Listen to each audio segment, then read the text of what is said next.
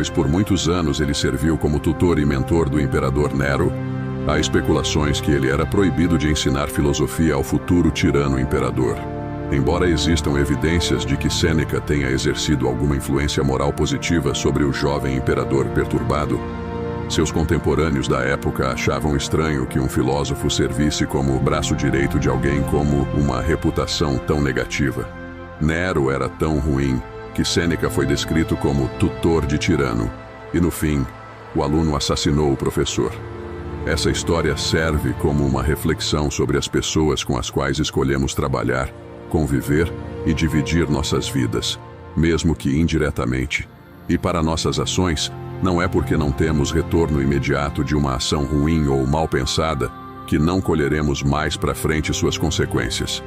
Se você ensina a um cliente métodos antiéticos ou ilegais, você corre o risco de receber o mesmo tratamento quando menos esperar. Se você estabelecer um mau exemplo dentro da sua casa para seus filhos, parceiro ou no seu trabalho, não está criando uma situação que voltará para você depois.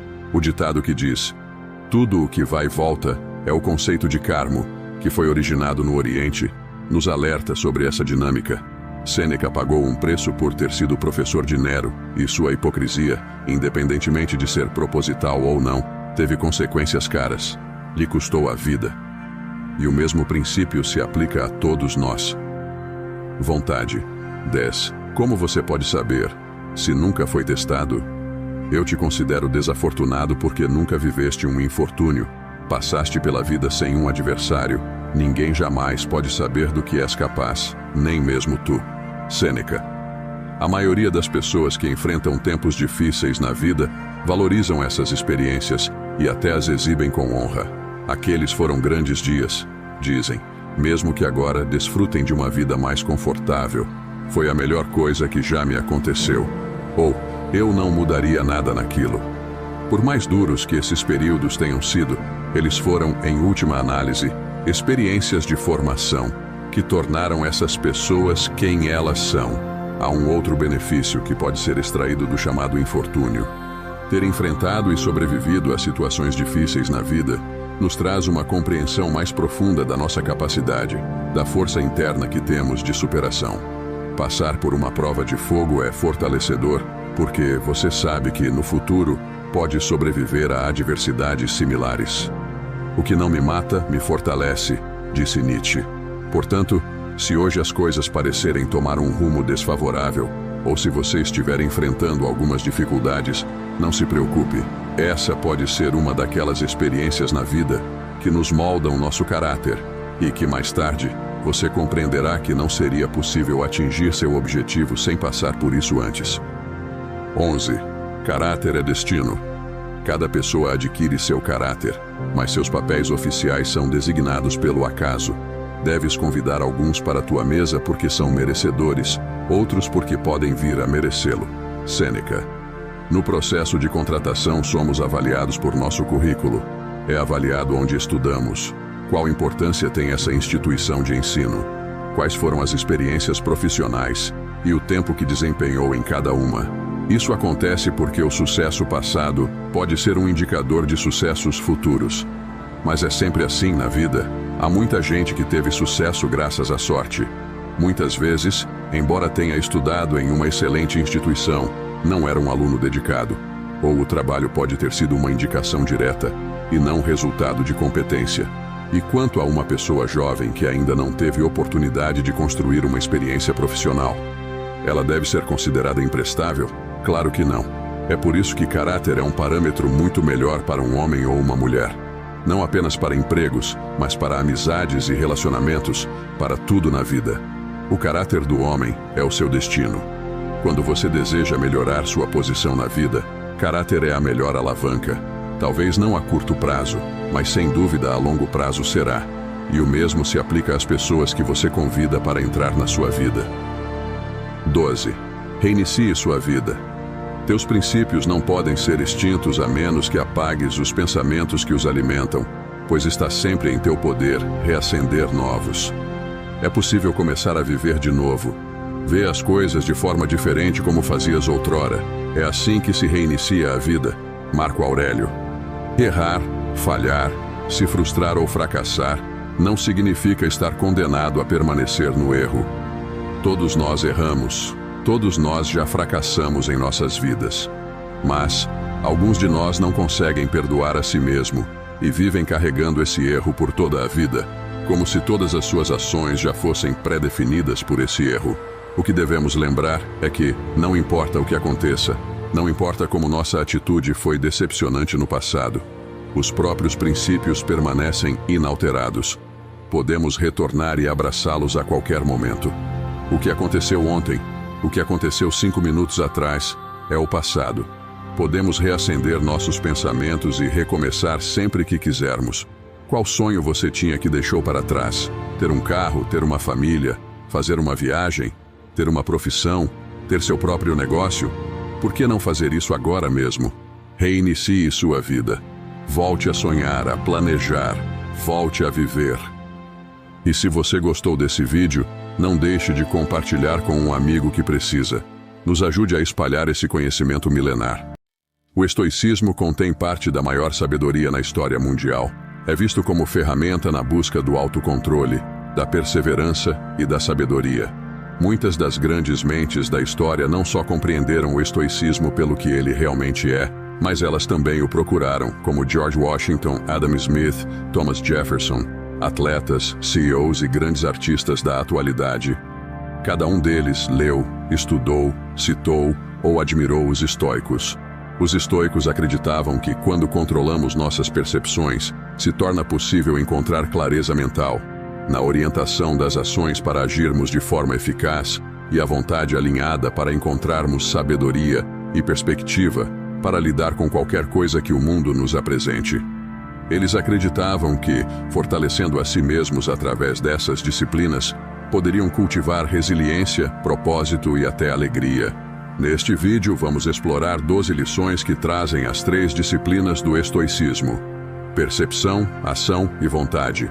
Nos baseamos nos diários íntimos de um dos maiores imperadores de Roma, Marco Aurélio, nas palestras de Epicteto e uma das pessoas mais influentes de Roma, Sêneca. Antes de seguirmos, não esqueça de deixar o seu like, se inscrever no canal caso ainda não seja inscrito e ativar as notificações para não perder nenhum conhecimento. Afinal, ele pode mudar nossas vidas. Percepção. 1. Priorize o fundamental. Quantos causaram danos em tua vida quando não tinhas consciência do que estavas perdendo? Quanto foi desperdiçado em pesar inútil, alegria tola, desejo voraz e conversas fúteis? Quão pouco te foi deixado do que era teu? Vais te dar conta de que estás morrendo antes da hora. Sêneca. Uma das coisas mais difíceis de fazer na vida é dizer não. Os motivos por trás dessa dificuldade são muitos. Não queremos desapontar as pessoas que se importam conosco. Queremos nos sentir incluídos e fazer parte do que todos os outros estão fazendo. Temos medo de colocar nossas necessidades em primeiro lugar e parecermos egoístas, seja pelo medo da rejeição, pelo desejo de nos sentirmos amados, para evitar julgamentos, dizer não para convites, pedidos, obrigações ou para seguir a onda do que todos estão fazendo. É uma dificuldade para todos. Mais difícil ainda é dizer não para certas emoções que requerem muito tempo: raiva, empolgação, distração, obsessão, promiscuidade. Nenhum desses impulsos parece ser muito sozinho, mas quando descontrolados, eles se tornam um compromisso como qualquer outro. Se você não tomar cuidado, estas são precisamente as imposições que dominarão e consumirão sua vida. Você já pensou como pode focar em suas prioridades na vida e se sentir menos sobrecarregado? Comece aprendendo sobre o poder do não, como em dizer não, muito obrigado. Não, não vou ficar preso a isso. E, não, simplesmente não posso neste momento. Talvez isso faça com que algumas pessoas percam o interesse em você e se afastem ou pode ferir alguns sentimentos. Não é algo fácil de praticar, mas quanto mais você dizer não às coisas que não têm importância, mais tempo e energia você terá para dizer sim ao que realmente importa. Isso te dá a liberdade de viver e desfrutar a vida que você quer ter. 2. Domine suas escolhas. A principal tarefa na vida é simplesmente esta: identificar e separar as questões de modo que eu possa dizer claramente para mim mesmo quais são externas, fora de meu controle, E quais têm a ver com as escolhas que realmente controlo? Para onde então devo olhar à procura do bem e do mal? Não para coisas externas incontroláveis, mas dentro de mim, para as escolhas que são minhas.